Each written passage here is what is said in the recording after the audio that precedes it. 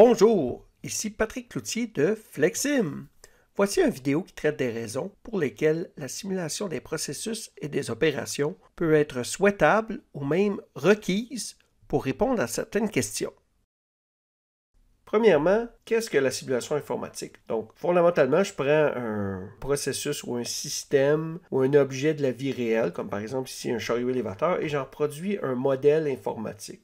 Donc, j'ai besoin de certains paramètres de la vie réelle, j'ai besoin d'un programme informatique, et j'en fais un modèle de simulation. Mais si ce n'était que ça, ça serait de l'animation. Or, la vraie vie n'est pas aussi simple. Dans la vraie vie, j'ai de la variabilité. Donc, par exemple, un temps de cycle sur une machine ou un temps d'opération n'est pas toujours exactement le même. Il y a toujours de la variabilité dans ça. Je peux avoir des imprévus, je peux avoir des pannes, je peux avoir des livraisons de pièces en retard, je peux avoir des employés en retard. Et j'ai la complexité. Donc, je n'ai pas nécessairement toujours les pièces qui passent par les postes 1, ensuite 2, ensuite 3, ensuite 4, ensuite 5. Je peux avoir des pièces qui doivent passer par les postes 1, 3, 5, d'autres par les postes 1, 2, 4, et etc. Vous voyez le principe. Et des retours en arrière. Donc, les flux ne sont pas toujours aussi simples que ça. Un autre facteur important, c'est ce que j'illustre ici, et que j'appelle l'évolution dans le temps. Donc, un convoyeur, un entrepôt, un espace de travail ne contient pas les mêmes pièces le matin en commençant ou le midi. Et dans d'autres contextes, ne contient pas les mêmes pièces le lundi que le mercredi. Et dans d'autres contextes, ne contient pas le même inventaire, le même nombre de pièces de semaine en semaine ou de mois en mois. Donc, les choses évoluent dans le temps. Alors, comment gère-t-on ces quatre contraintes-là lorsqu'on fait des analyses? Dans le cas de la variabilité, bien souvent, je vais prendre la moyenne, ou je vais prendre le pire cas, ou je vais prendre quelque part entre les deux. Dans le cas des imprévus, bien, je vais soit les ignorer, ou je vais ajouter des buffers, ou je vais arrondir par en haut. Par exemple, si j'ai besoin de 3.2 machines, bien, je vais dire, on en met 4, ça va compter pour les imprévus. Est-ce que c'est la meilleure solution? Pas nécessairement. Peut-être que 3, ça aurait fait l'affaire si on avait fait certains autres changements. La complexité, bien, ce que je vais faire, je vais simplifier. Donc, au lieu de prendre les 1000 produits, bien, je vais prendre les 10 produits les plus importants, puis je vais faire des calculs avec ces 10 produits-là, et c'est ce que je vais utiliser. Et pour ce qui est de l'évolution dans le temps, bien, habituellement, bien, je choisis un moment ou des moments dans le temps. Donc, si je conçois un entrepôt, bien, je vais l'imaginer au pire temps, ou je vais l'imaginer en moyenne, ou je vais l'imaginer à certains moments dans le temps, mais je peux difficilement, lorsque je fais des analyses traditionnelles, l'imaginer l'évolution dans le temps évolue à plusieurs moments dans le temps. Donc, le problème qu'on rencontre avec toutes ces solutions-là qu'on vient de faire, c'est qu'on s'éloigne de la réalité. Or, avec la simulation, je n'ai pas à m'éloigner de la réalité autant que ça. Donc, pour illustrer la variabilité et les problèmes que ça peut engendrer lorsqu'on prend la moyenne, je vais vous montrer un petit modèle de simulation. Ici, très simple. Donc, j'ai 3 files d'attente. Donc, une file d'attente ici en haut, une file d'attente au milieu, une file d'attente en bas. Chaque file d'attente est constituée de 3 éléments. Donc, une source qui génère des pièces ou des produits, des boîtes brunes dans ce cas-ci. Une file d'attente, queue, et une machine ou un processeur. Donc, ici, c'est des files d'attente de boîtes, mais imaginez que ça pourrait être des personnes en ligne à l'aéroport, au supermarché, à la banque, etc. Mais pour les fins de la simplicité, là, ici, on voit juste des boîtes. Ce que je voulais vous montrer, c'est que les 3 lignes n'ont pas la même file d'attente. Actuellement, en haut, j'en ai pas. Ici, j'en ai une petite et ici, j'en ai une grande. Pour quelle raison? Si je regardais les paramètres de chacun des processeurs, je verrais que j'ai le même temps de traitement. J'ai mis 10 secondes de temps de traitement à chacune des machines, donc c'est pas ça. Et donc la différence doit se situer au niveau de la source. Si je regarde dans la source, ici, je génère un produit à tous les 10 secondes. Donc évidemment, la file du haut, je génère un produit à tous les 10 secondes et j'ai un temps de traitement de 10 secondes, donc je n'aurai jamais de file d'attente.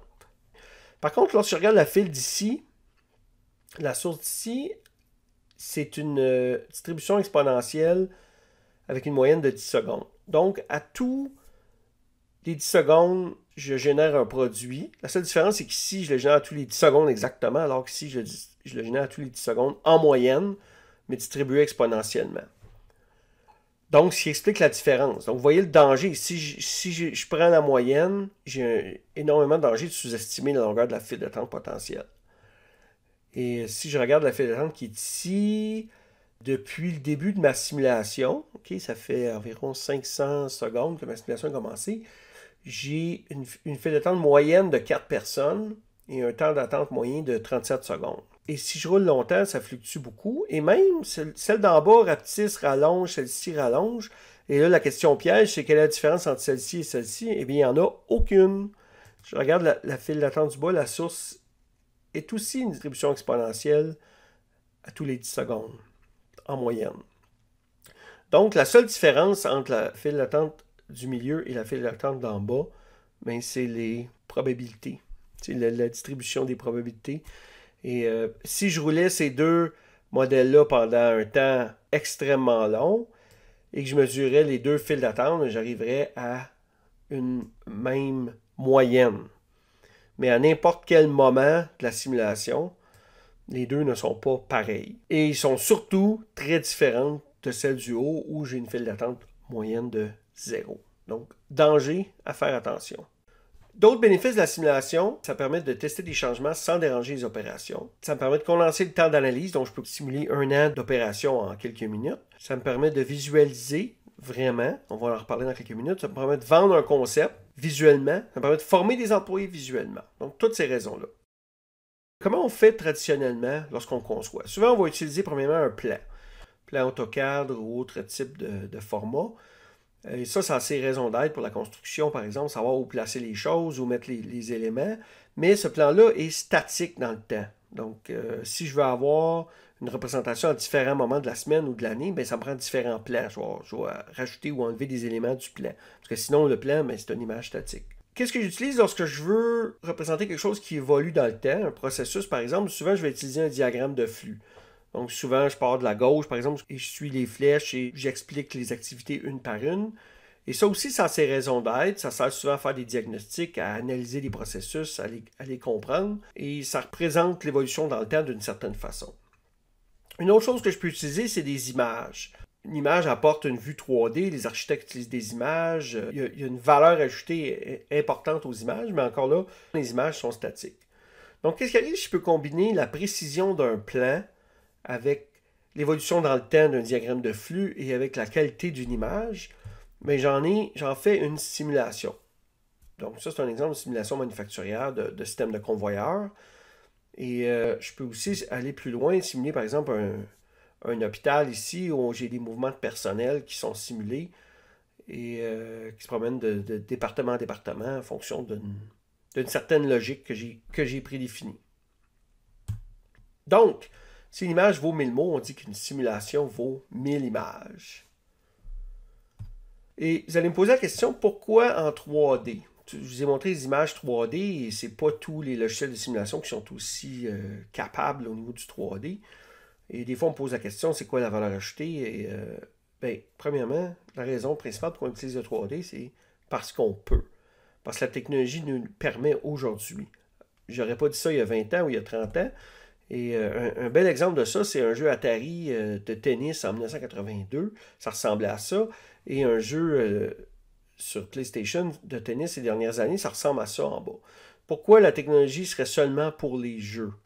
La technologie est disponible, elle existe. Les gens qui font les jeux maintenant, ils les font de cette façon-là. Il n'y a pas de raison qu'on le fasse d'une autre façon, qu'on le fasse de l'ancienne façon. Il n'y a pas d'avantage. On peut, la technologie est là, on le fait, tout simplement. Donc, en résumé, la simulation permet de tenir compte de la variabilité, des imprévus, de la complexité, de l'évolution dans le temps, donc les 4 contraintes que je vous ai parlé au début, et elle permet de tester les opérations sans les déranger, de condenser le temps, de visualiser des choses, de former et de vendre des concepts. Donc, si vous êtes curieux du logiciel que j'ai utilisé dans cette présentation-là, c'est le logiciel Flexsim. Vous pouvez aller télécharger une version gratuite sur le site de flexsim.com. Laissez vos commentaires ci-dessous et appuyez sur « Subscribe » pour ne pas manquer les prochaines vidéos et appuyez sur la cloche pour recevoir une notification lors de leur publication. À bientôt!